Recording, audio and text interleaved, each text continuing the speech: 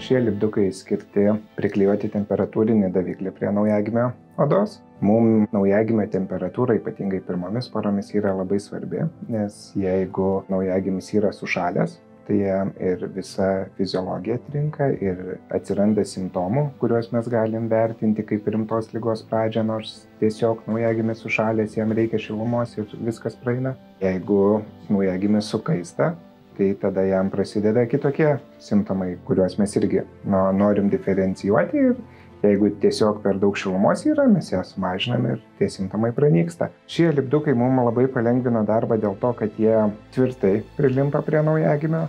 Jie turi atspindintį sluoksnį, dėl ko nėra fiksuojama aplinkos temperatūra.